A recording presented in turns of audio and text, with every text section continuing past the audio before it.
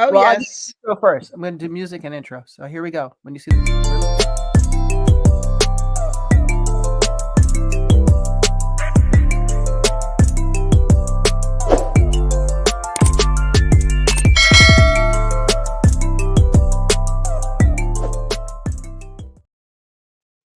Hey, what's up, everybody? I am not in Star Wars. That is a light shining down below me. I have no idea why.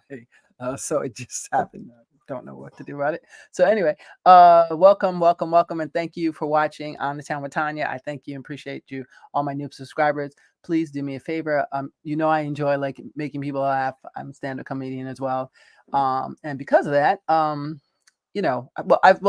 love making people laugh because it's just laughter.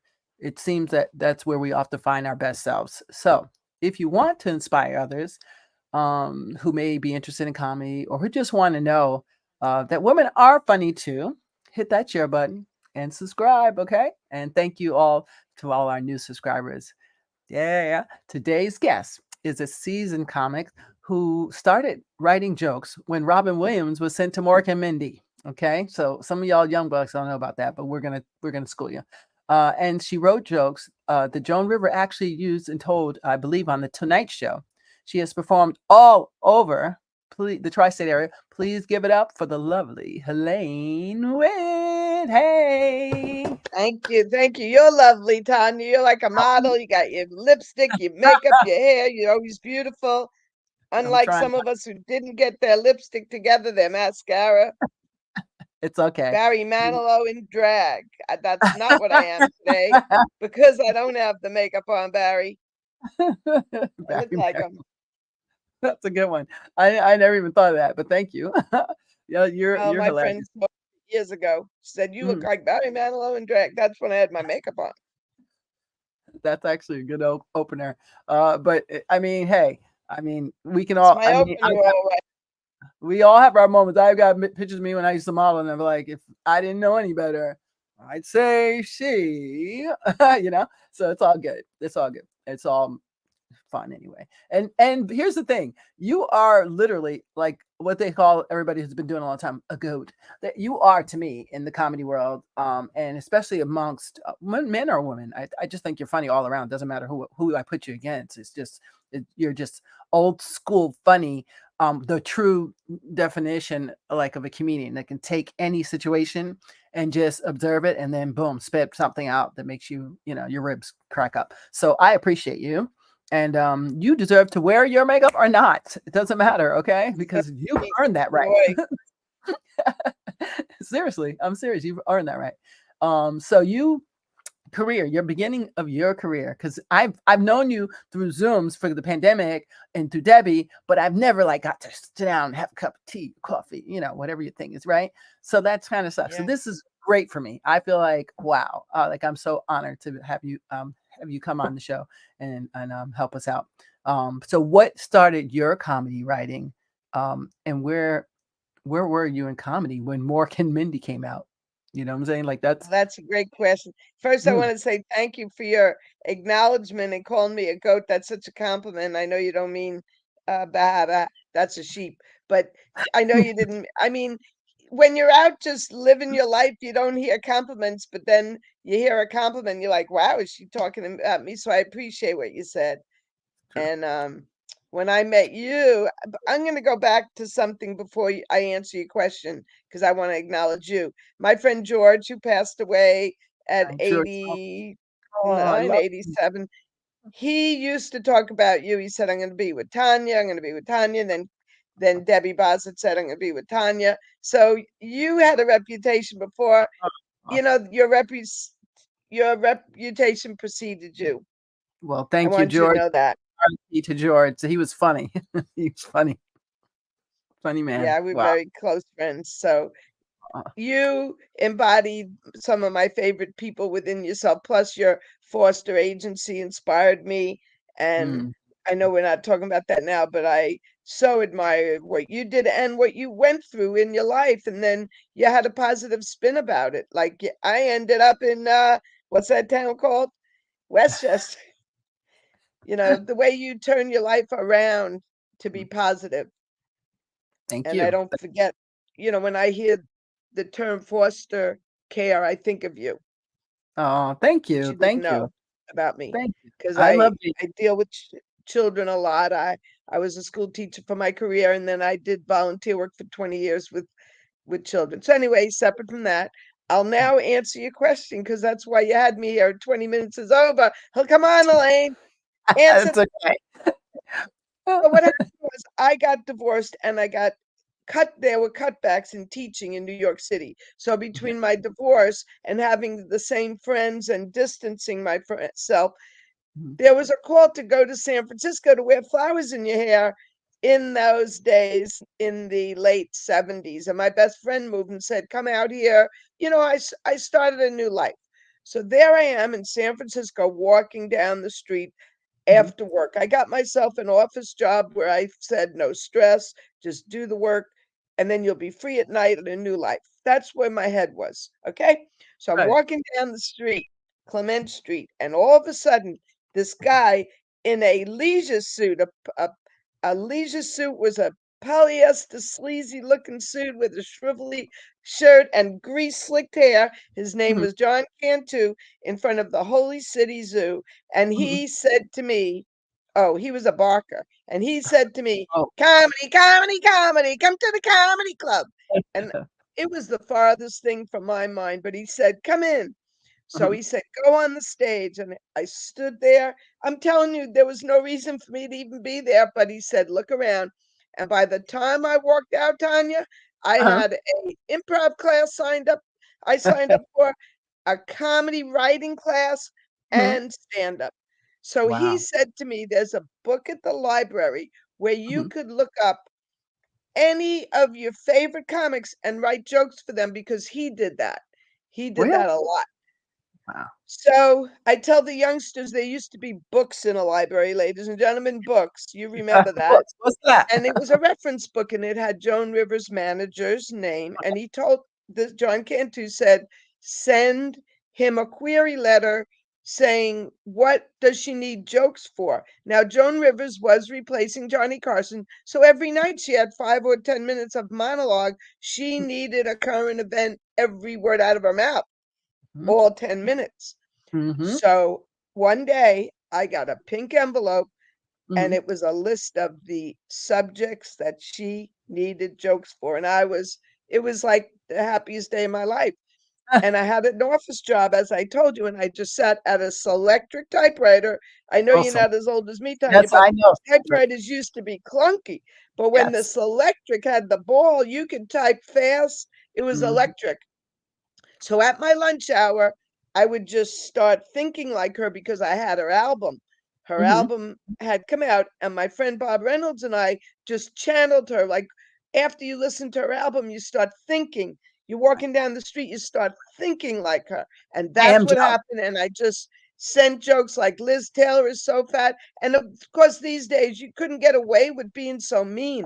But I was Yeah. just trying to send her jokes. Liz Taylor is so fat, and then I would watch her every night. And Mhm. Bob taped it. And Uh-huh. because he taped it with his VHS, I Mhm. have the jokes she told of mine. I Oh, have wow. two of them on tape because Bob Reynolds taped it every night so we could study and channel her. That's amazing. So you're I mean, this is interesting to know because a lot of comics I talk to that's been doing it for 30, 40, 50 years, they don't tell me like, yeah, I took a class, I did this. They just say, I just went and got up on stage and just started writing. So it's kind of interesting because I always think like if you don't know something about something, but you really want to do it and you think it's your calling, then you should know about it. So I took a class with Manhattan Comedy School with Andy and them. I just took it. I took one at Caroline's because I was like, you know what? I don't know. And everyone, people say they're going to tell you, but then they don't really tell you. And they don't want you to know more than them, right? So you're just going to take the long road. So why take the long road when you can just pay $100 for the class and just learn at least the rules and the basics. That's it, Well, you know. Tanya, can I say something about what you just said? And I'm going to answer your question about Robin Williams too. Mhm. So when I said I was taking the three classes, you assume I was paying for them. I got John Cantu to hire me to type his manuals And Mhm. I didn't have to pay for my classes like most people because I typed John Cantu's manual. He had pieces of paper, and at my job, I just typed his manual. And he also borrowed my vacuum cleaner when Robin Williams, now I'll talk about Robin. Right. Robin got sent to Mork and Mindy, but he was Right. in an improv group there. I used to Oh. watch it, and one of Oh. my teachers was from his improv group. So when he left the improv group, some of Mhm. his members were teachers, and my improv teacher that John Cantu signed me up for was from Robin's troupe. I'm very proud of that. But Oh, when well, wow. John That's amazing. Cantu lived upstairs, and when it was time for Robin Williams to come to the Holy City Zoo from LA, Mhm. he borrowed my vacuum cleaner down Clement Street over the, I'm sure it wasn't good for the vacuum to be on concrete pavement, but he would tell me when Robin was coming, and in return, I lent him the vacuum cleaner and I got the classes. Maybe I paid a little bit, but I Right. even have videos of me being in that class. And I'll tell you one thing about it, I'm Cool. skinny in those, skinny. We're I'm all 100 skinny back pounds. then. We're all skinny, a size 3 ago. I finally answered your question.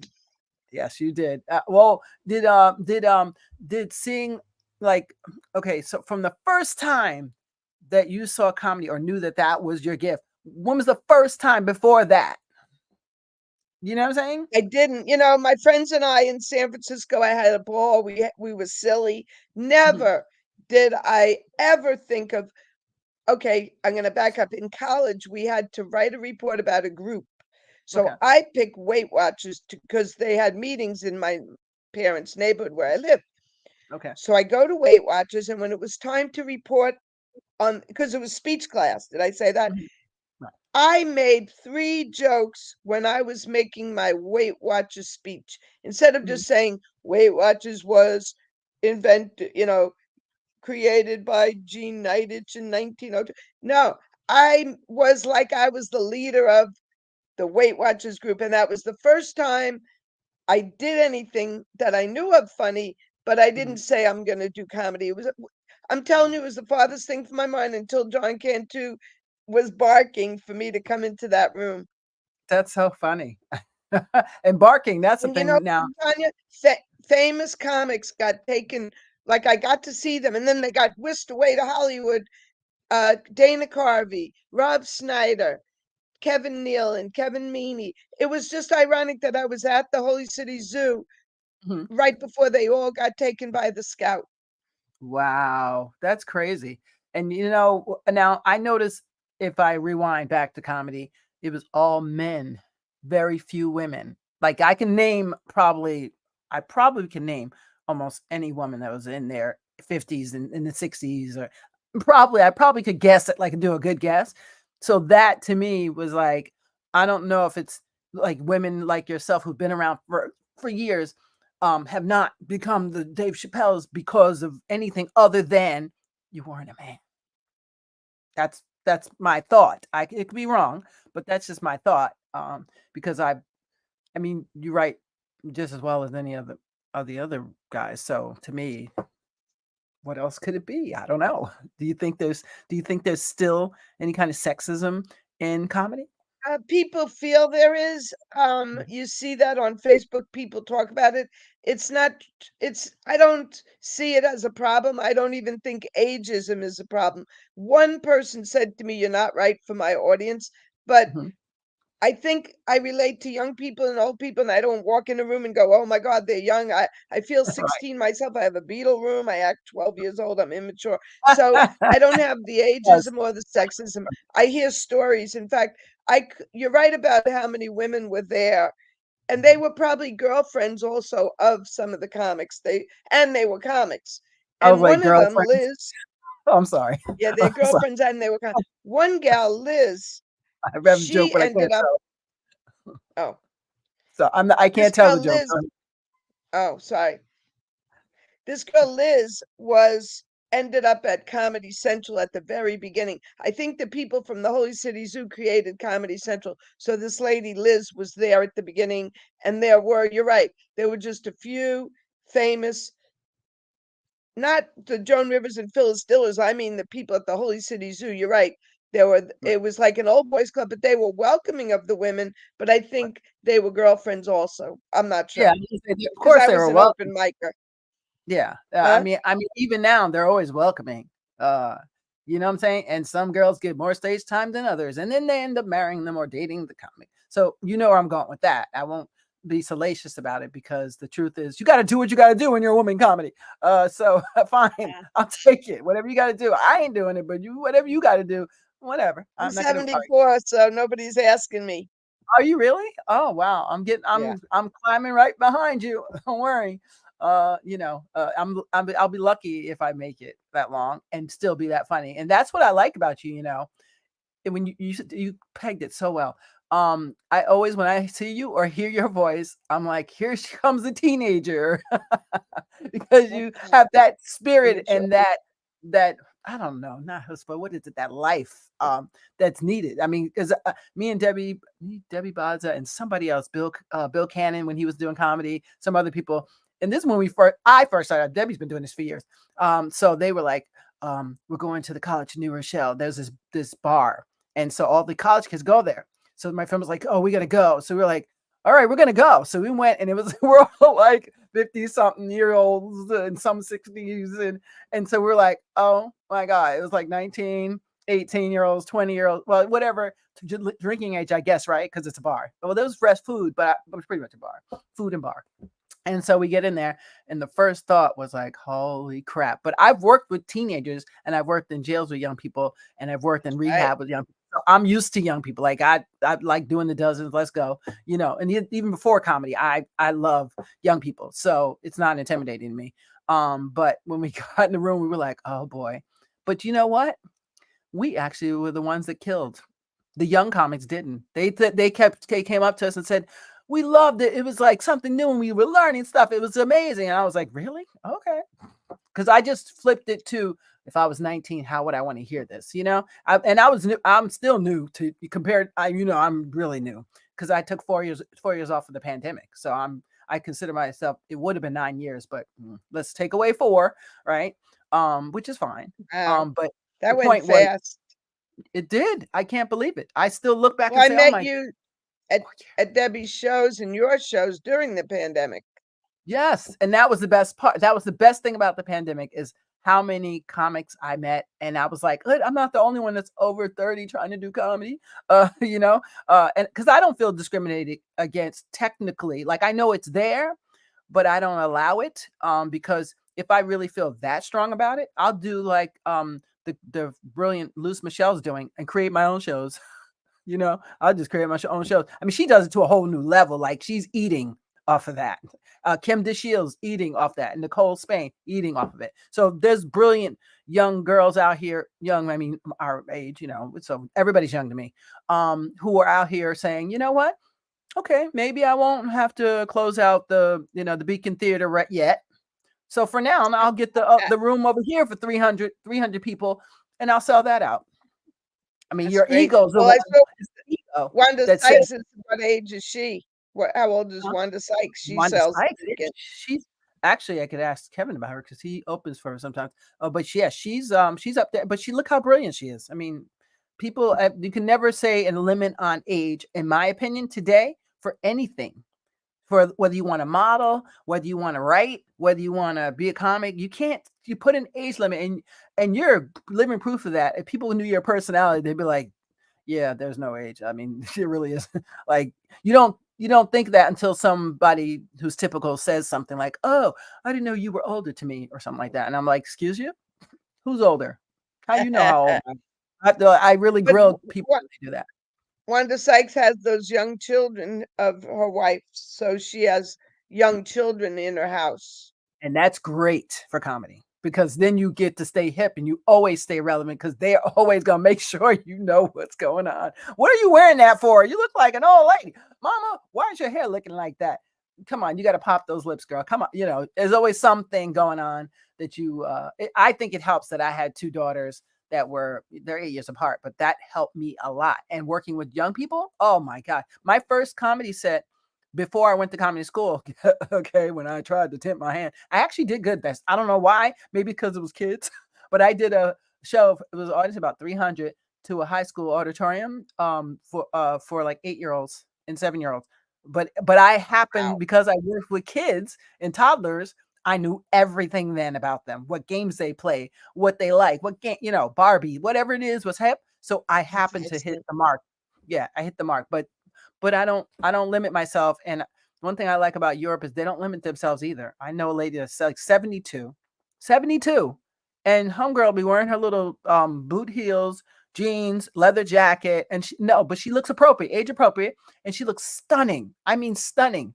And no one ever mentions her age because that's not an issue, right? So only in America, I think they are like, oh my God, what? Or they might say until they get to know you and think you're cool, then they're like, okay, she's cool. But I don't care. I don't let people put limits on me. And especially in comedy, are you kidding me? No, can't do it. Because guess who's buying stuff? Me and you. We're buying everything. We're buying everything. The homes, the cars, everything, the shows, the concerts. So if you were smart and you were an agent, you'd be looking for us old chicks because we're out here in these streets making it happen, keeping the economy stimulated. you know. So anyway, Good so you're attitude. yeah, no, that's how you have to be. So your Joan Rivers experience. What was the most valuable lesson that you learned while writing jokes for her, and like how did it influence your writing style? Um, that take out all the extra fat and just go for the punch. That's what Wow. Joan Rivers does. That's why everyone loves her. She doesn't tell a long drawn out story. She's got the setup and the punch, and that's what I do. And I go to this thing, Joke Zoom, every day since the pandemic for 4 years, and all we do is take out the extra words of each other's jokes. Mm-hmm. That's great. That's what I learned from her. Just set up punch, and that's why everyone loves her. Do I agree with some of the places she goes in her jokes? No. Mhm, Being a school teacher and all, I'm going to use the term like sensitive. I don't like mhm, kids to call each other fat, and I don't put certain people down like she mhm, might. So I don't go there. But what I learned from her mhm. is set up punch. Set up and punch. Sounds Oh, basic, but a lot of yeah, people don't do it. yeah. No, and I'm one of those that take the long way home, as they say. But You're I probably believe a that's story. gonna be. Yeah, I was gonna say that's gonna be my thing, and whether I like it or not, because I always it's something about me since I don't know when. Like you could tell me, I need you to shorten this into 2 sentences, and I'll be like, okay, how about 5? It's like it's like 4.5. Just all right, 3 1/4. Oh, I mean, I'll just keep going on because I just can't do it because there's this. I know I'm gonna learn, and it will take me like 15 years, and I'm only in year 9. Just I sometimes I feel like there's an important element, and I mean, I know the truth is if you can tell it without it, it's not important. So I went to the store. You need went because if I just say I to the store, then that doesn't make sense, right? But if I can cut out something, then even if I say went to the store, that could work, right? I get that part of comedy, but for me, I'm a storyteller. I've always been a storyteller because I write stories. And maybe that's I don't know if that's it, but I'm working on myself. You guys will get me there one day. That group is amazing, by the way, Thank you. and I'm appreciative of people like that. That there is some way that you can perfect yourself if you choose to and make the time, right? So thank you for that introduction. And you see, if you tape yourself on stage, even at a Yes. mic or even at a show, no matter when, if you tape Mhm, yourself, mhm, then you hear where the laugh is. And mhm, it's usually set up punch with a powerful punch. And don't rush that laughing. Let them mhm, laugh and then set up the next joke. But mm, what Jokesum does is, let's say I say, yesterday I went to the store, or yesterday I went to Walgreens, or mhm, I went to the Walgreens on 7th Avenue. They'll take out the yesterday, they'll take out the street number, that mhm. kind of thing. So you're still saying I went to Walgreens. You're not taking Okay. that out.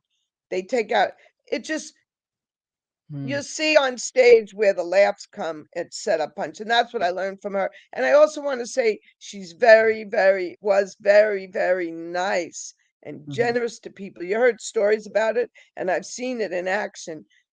mhm, Ridiculously nice to people. She's like a mhm. rabbi. When she would be at the stage door, she would just talk to everyone, and they'd tell, Joan, we were in the hurricane and my sister lost her lamp. Oh, I'm sorry. Who's next? It was like she didn't have to do this at the stage door. Right. Yeah, no, And that's they nice. would I've heard talk to things. her like she was the Pope. Wow. I heard good things about her. I've never heard nothing bad about her. And even so, I always tell people, to each his own meeting, because you never, I mean, just my energy may be different than yours. So of course I'm going to get a different response, right? So I always take people, if I see them on stage and hear them in interviews and I like them, I just like them, if they find out factors later, I'm like, okay, I still like them, whatever works. Um, how as She could be nasty on stage. She could be cutting on stage. She could make fun in her movie, if I may. I know I'm Mhm. cutting you off again. In No, her no, it's okay. movie that she has, Mhm. um, she said something from the stage, and a man yelled out, "My daughter is deaf and dumb," and that's not funny. And she Uh, just ripped into him. There's a mm, comedy show. I have a boyfriend without a leg, and I wheel him around.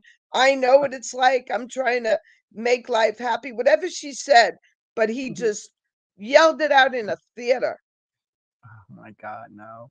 Yeah, there's And always she someone does take this say person. cutting things. She did make fun of Liz Taylor, where Johnny Carson's sitting here, like accepting that, putting Mhm. that down. It's so not today's world. You wouldn't do Right, that. right. Well, what do you think? Is there such thing as a limit? Because like I had a comic once at a mic of about, I don't know, it looked like about 20 guys, and I think there was two or three girls. And the guy got up, and I knew this is when Trump got in office the first time, and I knew I was headed for trouble. And so he got up and he was like, looked dead at me, and he said, "Yeah, we should be able to say what we want.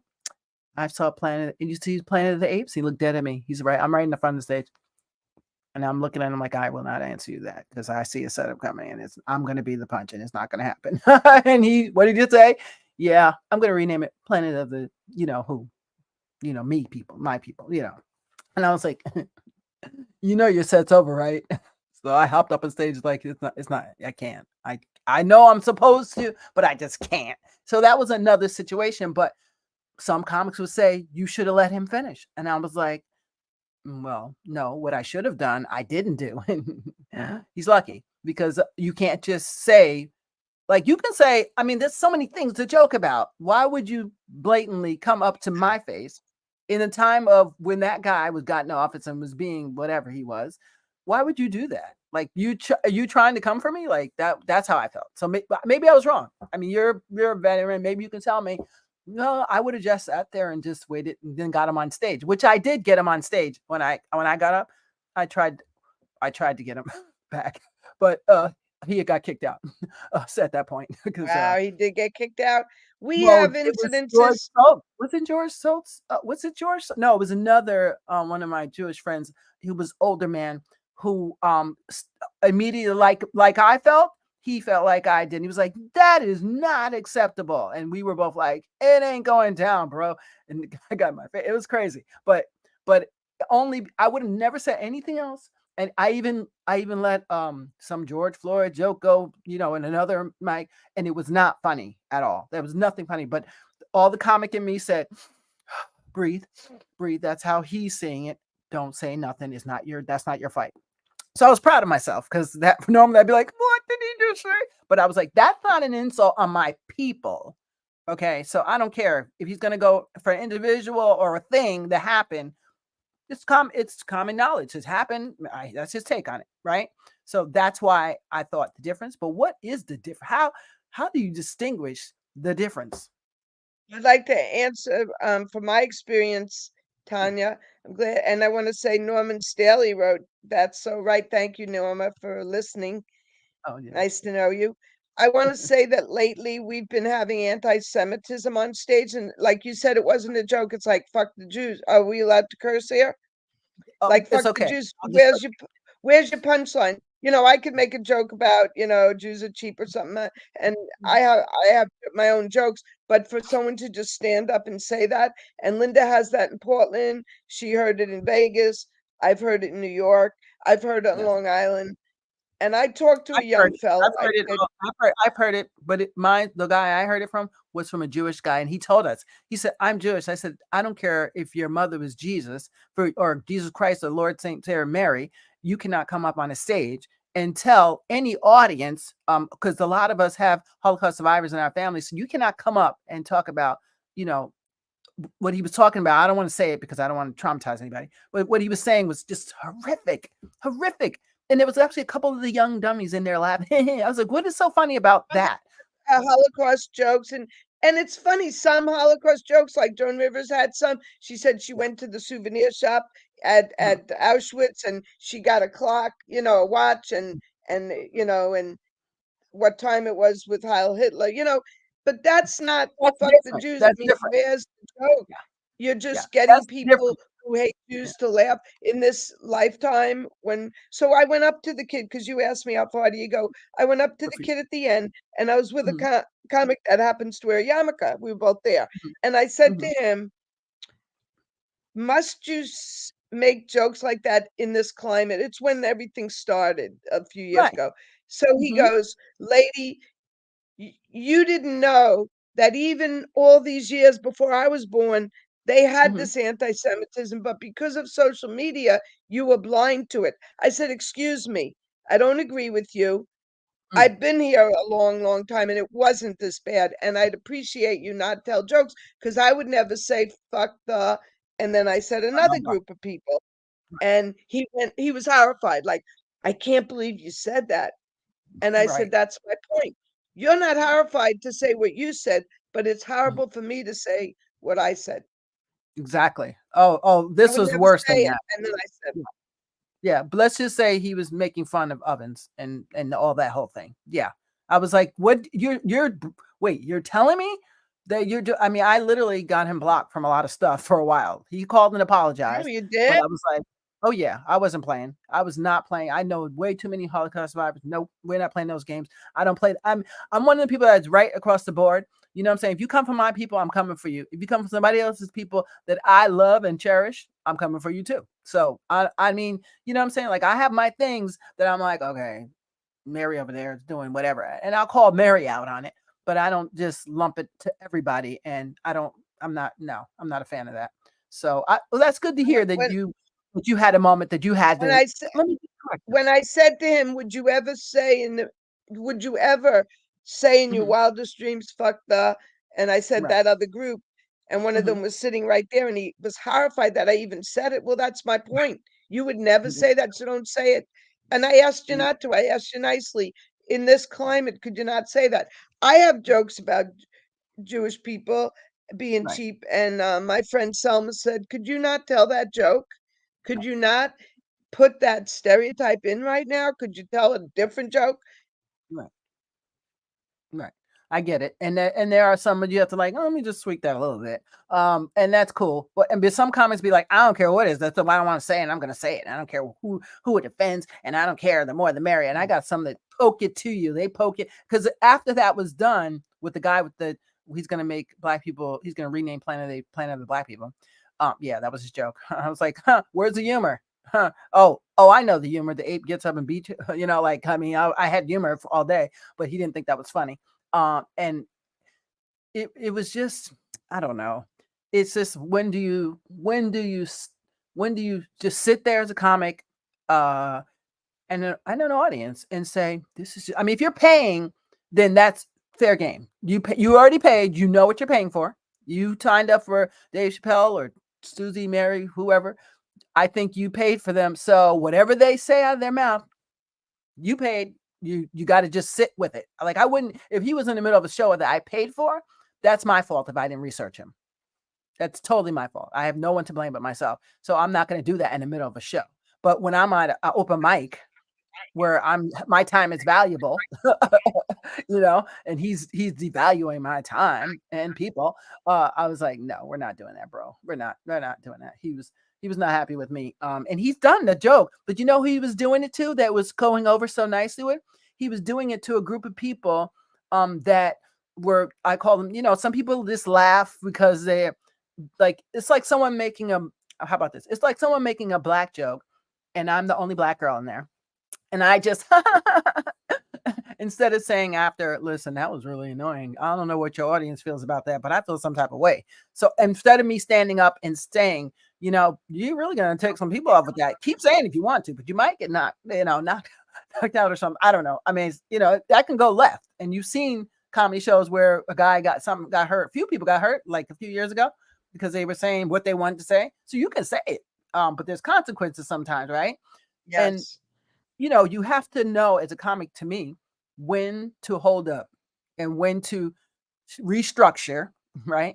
Because that's really what it's about. I've seen comics say things I was like, I would never find, like I said, I would never find a joke on essaying funny ever. But when a comic told about their situation and the way they told it, it was, I mean, I hate to say it was hilarious, but he was smart. He was teasing the people that were the bad people, right? Yeah, and I have Talking right. about I have some. himself. Yes, that's how you do it. There's ways to do it, but not like just blatantly like, yeah, such and such I group of heard a people. No, guy tell you, you mentioned about the Planet of the Apes joke. I heard a yeah, guy say something equally as horrible. I wonder if it was the same kid. Like, I couldn't believe it was an that what Italian came out kid. of his I forgot mouth. his name. Yeah, I forgot it was an Italian kid. He's older actually. He's about 40 ish. Mm, Well, he might be 40 I now, get it. maybe 39, something like that. Maybe 30s. I don't know. I can't tell. He looked old for his age because he had a beard. So I don't know. But Oh, I used to have his name, but he named himself after my dog to tease me. So he named himself Duke. wow.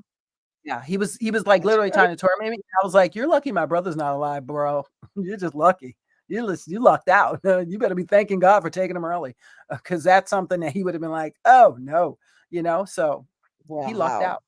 Yeah, and he's still around, but When it- and then the guy who put him up said, "Oh yeah, I was like, you didn't warn me. You know how I am about that stuff, and you didn't warn me. It's bad enough I'm the only girl. Well, not the, there was another girl that night, I think too.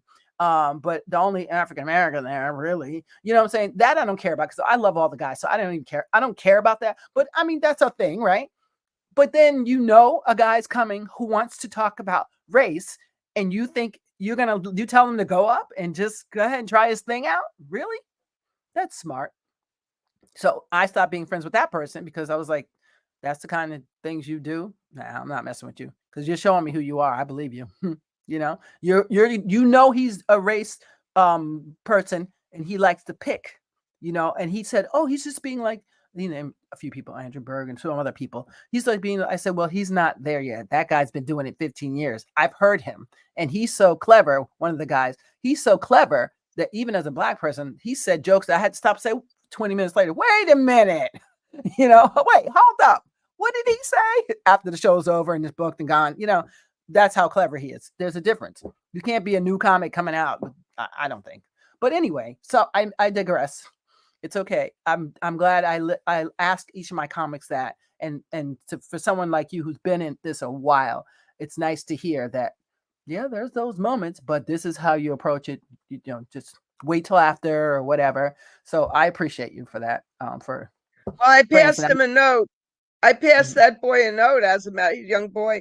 I passed him a note and I said, "Could you not say that?" And he laughed about my note and he showed his friend like, "Ha ha ha." That happened Mm, first. I passed him a napkin. I wrote, "Could you not s- make jokes like that about Jews mm, right now?" It was mm. when things started. I have two other things to say on the subject. May I? Yes, of course. Okay. First of all, I wanted to answer Daryl Nelson. Thanks for being here. Yes, Did I yes. know Gilda Radner? No, I did not.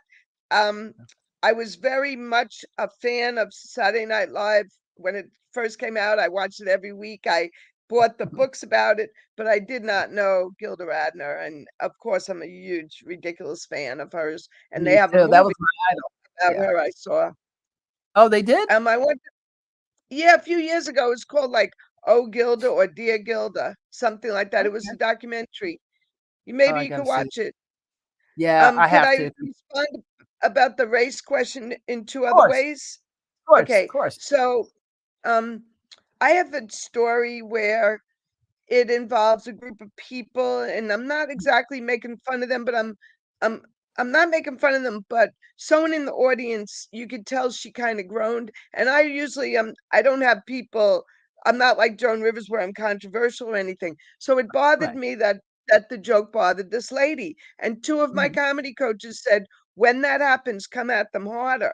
Now, there's different theories on that. Would Mhm. someone come at you harder that day with that kid? No. Mhm. I thought of changing the whole joke to be a different group, like be a different, like be an Israeli Day parade instead of a gay pride parade. But Mhm. I, I don't want the joke to sound offensive. It is stereotypical, but so are a lot of jokes. So I wanted to Right. say that two comic teachers, their theories come harder, like what Bill Burr did in Philadelphia. He just came Mhm. at Oh. them so hard as they booed him that he turned them around. I'm not made up of, I don't want to have to do that. I don't think Yeah. I'm cut out to do He that, nor do I want to. But he did that, and he used he lives on disgusting that. language. But he lives on that. I think I saw that. I think I saw that. What I won't say what it was about, but he will. If that's the one I'm New thinking people about. in Philadelphia, and they booed him, and he managed to turn it around, which is amazing. So I want to say that, and I want to tell you about the story about me. I think those Uh-huh. are the two things I wanted to add to your question. I'm done now. Thank you. No, that's okay. And remember, you're my guest. You can say whatever you want. We got you got another 10 minutes left, so it's fine. Uh, so what other challenges have you faced as a female comedian, like especially like during the earlier stages of your career, and like how did you overcome them? Okay. Um, I used to have stage fright, and I took some classes to knock the fear out of me, and I don't get scared now. That was a fear. I don't Mhm. like when I have a few things that bug me. One is when someone doesn't put me on their show, but Mhm. they put all my friends on their show. So then I Okay. feel, wow, they don't want Right. me on their show. So that's Right. like a challenge. And I get this jealousy. Like some people have loneliness. I don't have that. I get Okay. jealous. I see you on a flyer. I see Debbie on a flyer. Why didn't they put me in the show? And I go, stop being jealous. But that's one of my, it doesn't stop me like I can't pay my rent, but it's a Right. feeling I get. And I say, why are you jealous? You are very lucky. You play in a lot of places. You Right. can't be on every show. Right. Right. So And that's so one of and my also challenges. yeah, go ahead. Sorry. I was Well, I'll gonna tell say you if you had another it in challenge. mind, it's because Go I ahead. figured you were busy. That's what if any shows I've had, it's only because I was like, she's way too busy. And then I actually asked someone and they said, ask her, she might do it. And I said, okay, next time. So Yeah, that's real for busy me. during the pandemic, sitting on my ass for 4 years. And the other thing, kind of crack up, but I stopped wearing shoes because, like, my body hurts. Like Debbie, we have our aches and pains, so I wear Mhm. these glitter sneakers, which are fine. But I stopped wearing all the dresses in my closet during the pandemic. So Right. that's. It sounds funny, but some people wear a nice dress, and I don't. I Okay. wear what I Yeah. decided to wear was funny pants. Like Right. I have stretch pants out of llamas. I have Right. turkeys. I have hamburgers on my Right. pants. So I Right. changed my wardrobe to wear the glitter sneakers and a funny pair of pants. So it's a Right. challenge to think to Right. put on a dress that's in my closet after Right. 4 years and Right. a pair of real shoes that are in my closet. And that sounds funny, but that's a challenge. No, trust me, I'm getting there where I'm, it's a challenge for me. I don't like wearing heels anymore. So now I'm like, okay, what's that going to look like? So I'm a sneaker girl on stage too, because the clacking, I heard the clacking one time, but when I played the tape back, I was like, who's that? So what horse came on stage? It's like you and your platform boots. That's who it was. I'm like, You're so, oh, you hear, funny. nope, but nope, it's like, I'm going to do sneakers. I think sneakers work. So I get that. That's There's funny. sometimes some people like to glam up because they think, well, A, it makes you feel better. I only like to glam up because I'm an old school head. When I saw Lucille Ball, Carol Burnett, what's her name, Joan Rivers, they always dressed. I mean, they dress, and I only like that part because I was like, isn't it nice to be able to be so goddamn gorgeous and funny? Like, So it was like Yeah, you wouldn't Lucy was expect. beautiful. Yeah, you wouldn't expect Lucille Ball to be breaking out all the stuff that she broke out with. You would never expect that from her. That beauty, that just like just her face, everything about the way she dressed, the clothes she wore, just everything. There's so many people. Um, who else was the other one? My favorite, of course, and I now people keep giving me slack on it. My favorite was, I hate to say it, Jerry Lewis. Jerry Lewis is my favorite of all time because I'm a slapstick comic. I always think you should use your whole body. That's just me. And that's because I was grew up on watching him. You know what I'm saying? So he wore a suit all the time. Dick Gregory wore a suit all the time. Like that's what I'm used to seeing. Even Red Fox, if I'm not mistaken, I've never seen him outside of a suit on stage. I don't think. I don't think so. Yeah, back then everybody wore suits. That was the thing. You know. I So just I saw don't know. a Jerry Lewis telethon excerpt where Frank Sinatra says, "I'm bringing someone out to see you," and it was Dean Martin, and they had broken up, Oh, the Rat and Pack. they kissed, but it was just Dean Martin meeting up with Jerry Lewis for the first time after their split, and they kissed each Oh, other on the cheek and they hugged. I probably saw that because I was obsessed with them. Like it's Sammy Davis Jr. when they and then Blue Eyes, you know the way they put him in the click, especially during all that racism time. You can't go in the front door, got to go in the back door. And they were like, well, he can't go in the front, we ain't going in the front. So they kind of set a little precedent for things that we don't even really know about. Like we have until Tammy tells that story, you really don't realize. Oh wow, I didn't even realize that they were like willing to be like, yeah, all right, well we won't perform. That's a big deal for that time. So I always like them for that. No matter what else you tell me about them, I'll be like, I'm gonna remember that. So anyway, I love the fact they all dressed up. So audience, how do you approach writing material for like different audiences? Like, has your experience across different venues shaped, your comedy perspective? From Um, being, go ahead. okay, I'm going to answer your question. I tell jokes about teaching in a tough school. That's my basic comedy. I have other things, but that's my basic. It was always about teaching in a tough school. And then Mhm, I had a show at Broadway where I brought people, and it was like probably a contest or an industry show. Anyway, I had to bring people, a lot of people, like mhm, 13 people. And who I mhm, brought were the custodians from my school and the mhm, teachers from my school and the aides from my school. Well, all of a sudden, it occurred to me that they might not find this funny that I'm making fun of the kids from their neighborhood. It could be their own children, and it was right. our school. Like when it comes to our school, that's one thing, but to see Miss Witt on stage talking about our neighborhood and our school, they might not find Miss Witt funny right now. Yeah, the other might be So like, that Miss, was a challenge that day. I survived it. It was fine. But like when I go eat lunch with them and we tell stories about some of the, like my principal accused my janitor of stealing a VCR and something like that, like a TV. And he goes, Miss, well, I won't say a name.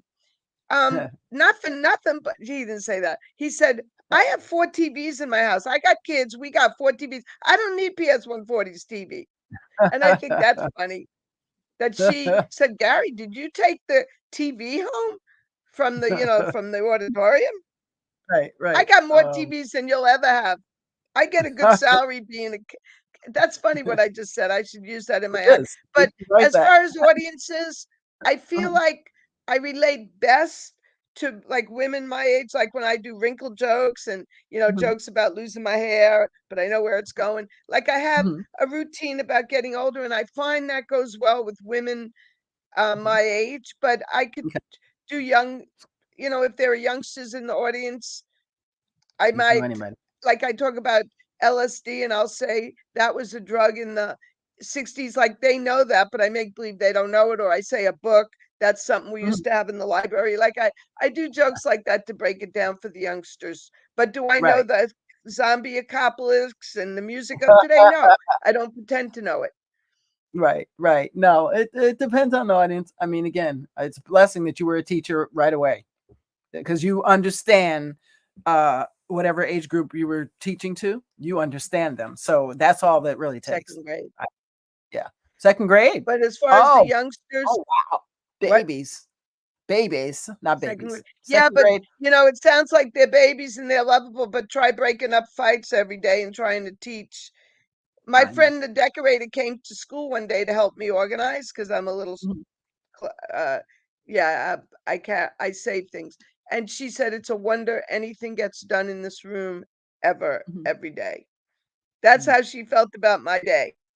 It's a Wow. wonder they learn anything at all in a day. That's how Wow. chaotic it was. Right. Well, I tell So you, when teaching people is a say, "Oh, babies," they're not like little angels in my classroom. It just takes one criminal, one fight. trust me, I used to teach all age groups and do daycare. So I know from babies all the way up to the 20s. I know them all. Oh, Yeah, I've worked them. oh. So God is good. It was a best blessing because it helped me in comedy. It helped me in so many modalities and different things that I did in my life, and it's just a blessing. So it's all good. It's funny you Your said that writing because Debbie always says to me, the reason you're good on stage is because you're a teacher. You know, It's true. It helps. I believe. I mean, I. It's clear and evident because what do you do all day? You're in front of a class all and day, even if they're the worst class. Mhm. when there's noise in the audience, sometimes it really affects me, and I say, I like the way they're sitting. I like the way they're sitting. Could you not talk? Because some comedians could just keep going. I like silence. And it was like that in the classroom. And it was a mistake I made because the good kids would say, would you keep going? They'd go like this, like, come on. And I'd stop and make sure the other kid was paying attention. Oh yeah, no, it's I think it's a blessing, no matter how you cut it. If you was in the teaching field, if you was a counselor, if you did anything with young people, it helps you in any job pretty much because you're gonna run into them somewhere, and I think you're better prepared and you're able to wing it better than if you had no clue and never worked with them. So it's all good. So how do you, in your writing process, how do you brainstorm ideas and develop them into a fully formed joke? That's a good question. Mhm. Um, into a I'm trying to joke? steal it. Um, Mhm. well, I'm going to answer you in a few ways. One is I go to Joke Zoom every day and we just help each other. Like today, I went already today Oh, you and they did? help me. And Okay. I ask opinions and sometimes I figure it out myself.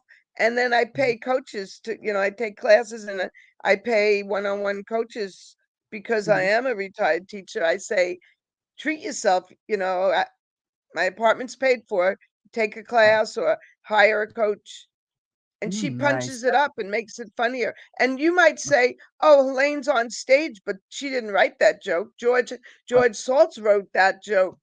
And you Mhm. might say that, but okay, say it. Okay. So what I was going to ask you that, do you think comics should have people writing for them? I mean, I know I hear all the big time people do because after a while you run out of whatever chutzpah, whatever you want to call it, right? Apparently you agree with that they should.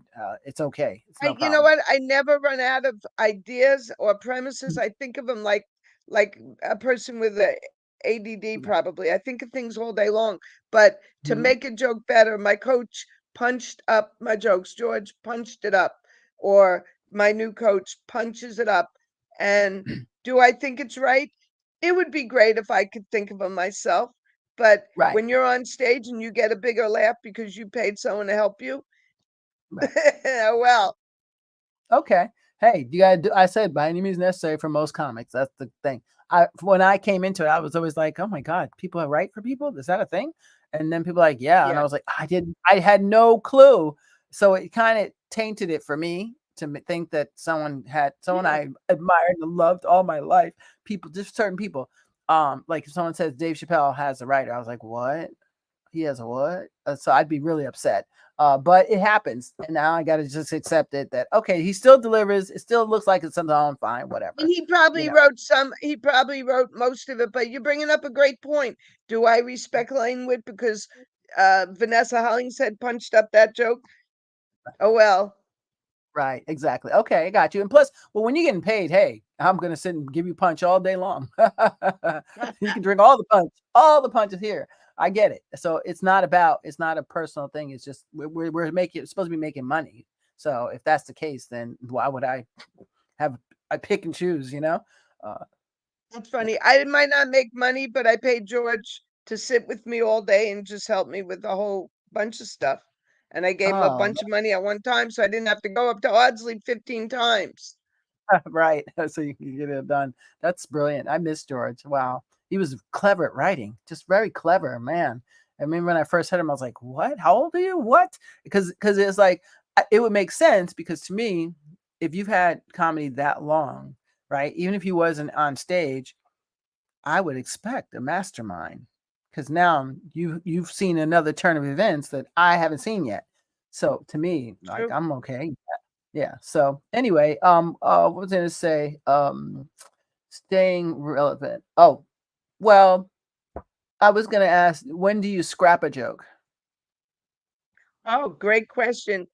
You know, I've been bringing this one thing to Joke Zoom for them to listen to for a long time, or I go to my coach, and I hate to say goodbye to it, but if it's not working in the open mic, it's not working on Zoom, which I go to every day. If it's not working at Gladys's or on stage, I've been working on my basic teacher stuff and getting old stuff because it's tried and true and it's a new audience. And then I Mhm. extend that. Like, why don't you just build on your getting older stuff and your teacher stuff if that's what's working? Because some of the other stuff never is working, Okay. is never Okay. working.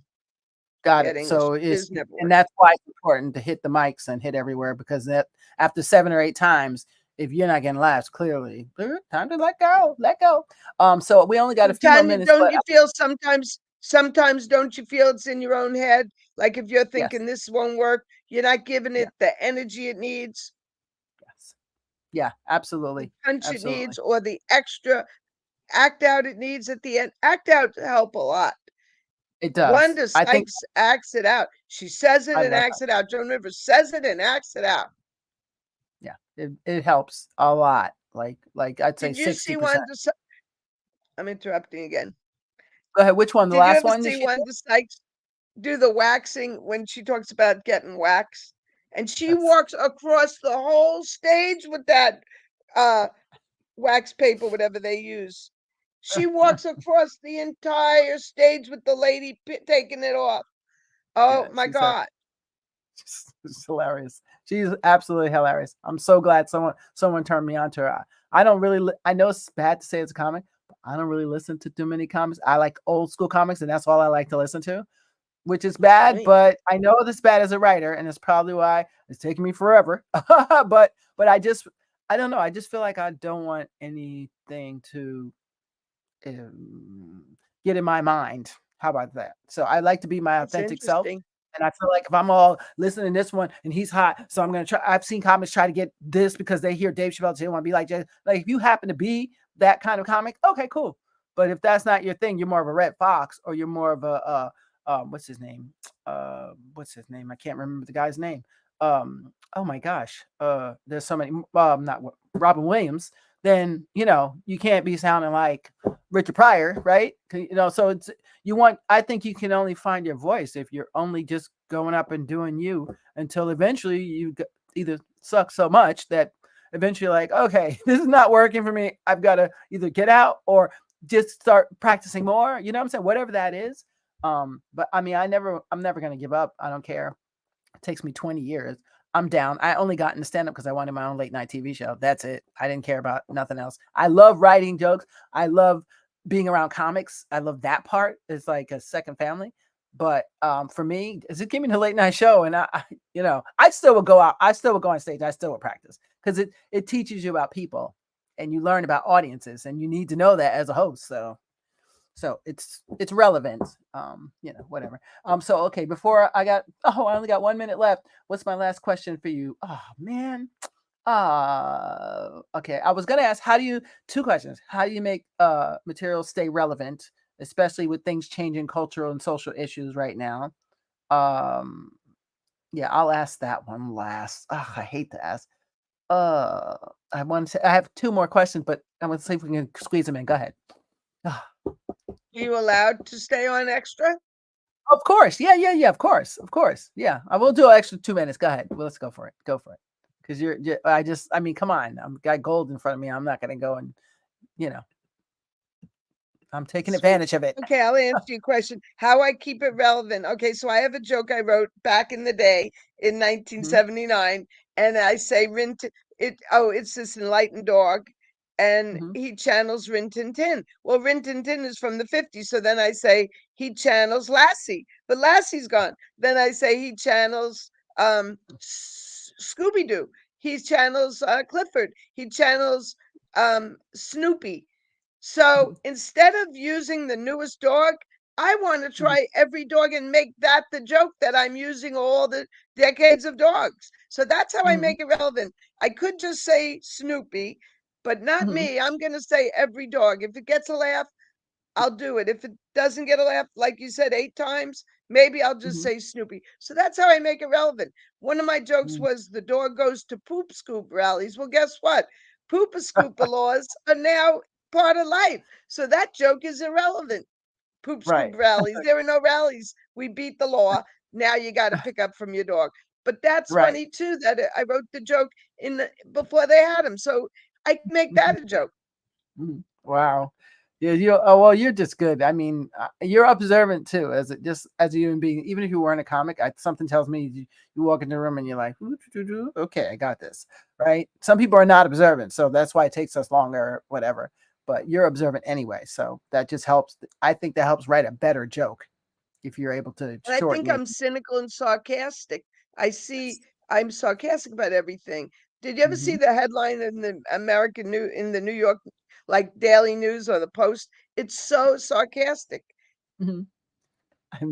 the oh, When the when post Eric is Adams got indicted, they wrote Ottoman Empire, something about the Ottoman Empire because of Turkey. No, the ottoman, like you're sitting on an ottoman or the ottoman, whatever the joke was. They have when Paul McCartney was with this other woman, it said tryst and shout, Tryst. I love like the headlines are so funny. Oh wow, yeah, I have to look at them because it's been a while since I've seen the post. And yeah, I have to look at that because post has When been you're I in haven't read. London. Well, right now, but yeah, but I still haven't read. I haven't been read the front page of a paper just because I just feel like media has just gone left somewhere, and No, I I can't. don't like to buy it, Tanya. I just see them in the grocery store and I like Yeah, to look at yeah, the it's headline important. because they're so sarcastic. So that's the answer. I am observant and I am sarcastic about people. What I want to delve into next is people's character flaws, like someone who's a know-it-all, someone who's jealous, like myself, like someone who has to one up you, Mhm, someone who right. has to put you down. Okay. Yeah. You there? Okay. I thought I lost it for a minute. It's raining here. Um. Um. Well, legacies. I wanted to ask about female comedians. Who are some of the comedians that you admire, the female comedians who have influenced you in your career? What do you think their impact has had on the industry? Okay, like my coach is Vanessa Hollingshead. She's not world renowned, but Mhm. she could do like 5 languages in one set or in one special, like 5 languages. So Wow. she could sound like a German. She could do Shakespeare. She could sound English. She does British. She does the thing about what do you call that? A guy who takes your pocketbook. And but in Oh. Britain, it's like sorry, sorry, like she says you stole my backpack, and he goes sorry. I forget what he says, but anyway, she does British, she does Mhm, German, she could mhm. do Spanish. So I admire someone who could do act outs, Right. like Robin Williams acting it Love out. to. It Oh, I always love makes you. It could always make your comedy funny act outs love. and languages and crowd work. I Yes. admire that. So you asked me what people, well, a few that I mentioned already. Mhm, I like Wendy Liebman. She's very nice, like on Zoom. Every day she gives you a topic and she sees your answers and then she puts like. mhm. It's very nice, very encouraging. Really? I love Tammy Pescatelli. She's very popular right now. And Really? Zarna Garg. I don't know Zarna her. Garg was just in the she's Indian. She has a dot. She said it's a sticker. Yeah. She said, Maybe people ask she's what this from is. Queens? It's a sticker. She says the Zarna, singer. Zarn. She's not from Queens, right? No, she's from India, but she lives in Manhattan. No, then that's not the girl. Who you Okay, think you think it's own? Yeah, I like a few comics. I like that's nice. Sandy Ellers. Others don't know her. I'm trying to think. I don't know her. But I'm the last person to ask about. I mean, if he's not old school, I'll probably be like, I don't know who that is. If Are I you gonna see them, stay living in Are you gonna stay living in London forever? no. I'm just visiting. I'm just visiting. Just visiting my grand, just visiting my grand. But so a last question for you. I know I've been kept you quite long. What advice Oh, would you give please. aspiring, I know, aspiring comedians, um, young, especially like young female comedians starting out in the industry, based on your own experiences? I'd say go to the mics and Mhm, network with people, talk to the people, mhm, ask them to be on their shows, use mhm, social media, bring your friends to to the mics, to the shows, get on shows, mhm. and then you have your own shows. Put on a show at the Yes, church or in the library or at your friend's basement. yes. Make your Local own restaurant. shows. And you know Yeah. what? Care about the audience and care about the other comics and the booker. Don't just care about yourself. Yeah. Yeah. Very important. Yeah, very important. But I love that we can do that now. But if there was a time you couldn't do that. So now if the comedy places don't want us, or not because they don't want us, but they have their set, they have their set people that they like to have. That's okay. Because you can really eat out here if you know how to. You have no shame in going to the restaurants and the bars and saying, "Hey, I can get you. What's your least busiest night? Can I get that night to do comedy? Just give me 90 minutes. That's all I need." Right? That's a good way. I think so. Because I mean, people generally, everybody wants business on their least busiest night, right? So if I can get 15 comics in there and they're buying soda, at least soda, let's say, right? That's money. So Yeah, on guys, the quietest night. yeah. The two shows we went on in England, in London, I mean, Mhm. were Oh, right. That's right. You did. one Did you go where? Where was it? one was a basement show Uh-huh. in near where Diamond I forget the name of the neighborhood. It was a basement of a bar that was like there was no wall on the bar, like it was eroded, like the basement was in bad shape. And the Oh, MC says, oh, I don't okay. know if the bathroom's going to close when you go in, but we have a bathroom. It was like that. But Wow. they let her have a show there. And then I performed at another bar in a Mhm. private room at a pub. And that Wow. they made comedy shows in those two places. Really? And that's so funny. I've And been then we were looking at for the my. London, Tanya, I recommend you go to the London Comedy Store. They have a gong Oh, show we went on. okay. The London Comedy Show. I'm going to ask you actually about that because I've been looking for somewhere just to go. In So then, Leicester Square. So you're playing in oh, Leicester that's Square at the Square. Comedy Store with all the famous comics on the wall, and there you are on stage Oh, Leicester at the Square. Gong Really? Show, Oh, wow. Leicester Okay, Square. Leicester Square. I will And check that out for they sure. were very nice about it. And you get gonged very soon. Linda lasted 3/4 of the way. You get Really? 5 minutes, you got 3.7 minutes before she Wow. got gonged. Wow. Wow. That's So pretty that good. sounds like that They was gong fun. you for no reason. They Yeah, gong really. you for no reason. You could be American and get gonged for that. Oh, well, I don't know if I like that. I don't really like going somewhere I know you're going to torture me. No, but you don't know what they're gonna gong you for. But the point is, if you could stay the 5 minutes, then you're in the running to win. Oh, okay. All right. I'll check that. And And plus, what it I gives you like guts. about it is you're at a famous comedy club in Leicester Right. Square, the Comedy Right. Store. Right. And you can build up your grit that way too. You can build up yourself. If you're like, I got gonged in 20 seconds, what's up with that? Like, so next week you'll say, oh, I got this. Let me try that. So it is fun. And my ego, my comedy ego will say, I'm coming back. So I don't care how many times you got me. I'm coming back till I get down to the 5 minutes. Yeah, so I get it. But thank you so much. Guys, you've been listening to On the Town with Tanya, and I'm with the lovely, I call her the goat, Helaine, not bad, no bad, Helaine WItt. And please check out her website, www.helainewittcomedy.com. Go show her some love. Check out her YouTubes and check out her Instagrams. You had a 3, I think, right? Her Instagram, Helaine Facebook. Witt. Kind I don't mean to have 3. I just am illiterate. I should just you're, have 1. you're like But I me. do His have a brother set Facebook. that up. Yeah, yeah, yeah. I get it. Facebook has my shows. Okay, so go to her Facebook, and thank you, and please check her out. Show us some love, and thank you for my new subscribers. I don't know where you came from, but I love you. Thank you, and my new followers.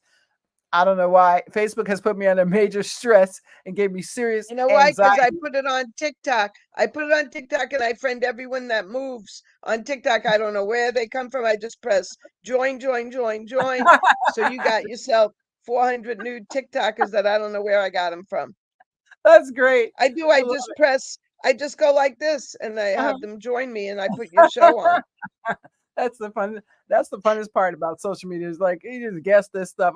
Someone's like, "Oh, you're so good at that." I was like, "You know how long it took me to learn this stuff? Are you kidding?" And I'm still learning. I have waited like right now. I'm like, I'd like to have a better camera. I'd like to have a better. But you just do what you can and just be happy with whatever it is. My point of the whole show on the Town with Tanya, you guys know. Do me a favor, share the show because there's somebody out there that wants to be in comedy that thinks they can't do it, that may be hilarious. So we're missing out on more laughter. So share this just for that reason. All right. Thank you so much. And Helaine, hang out with me for a minute. I want to say goodbye to everybody. Thank you so much for watching. I see you out there, Norma, Daryl, Maria. Hey, I see you. I saw, oh my God, one of my old comedy friends. Where'd you go? My sis. Hey, sis. Hey, Tony. I saw somebody out there. Lisa, there you go. Hey, Lisa. I hope you're still doing comedy too. But thank you guys for taking the time to watch, share, and share again because at On the Town with Tanya, we share because we care, right? Because we don't care about ratings. We care about people. All right. Thank you guys. Stay with me. Hang with me 1 second as we say goodbye. Don't go anywhere, Helena. Let's see, Helaine. I'm saying Helena. Hello, who's that? Somebody just gave me a comment. So, of course, I have to go back. Oh, thank you, Norma. Wait, where did we go? Yes, thank you, guys. Oh, that's nice. Thank you, Charlotte. I appreciate you out here I looking hope in the street. Charlotte's not having any storms. I hope you're I okay know. in Charlotte. I'm yes, I think they're okay. 'Cause my brother said they're okay. So I think they got a lot of rain. So some people are, some people aren't. So thank God Daryl's up here. So we see one, Charlotte. Thank you. And again, George Schultz, this show is dedicated to you. I hope you're resting happily up there in heaven, telling jokes to all the angels. All right, guys, hang out with me. Bye.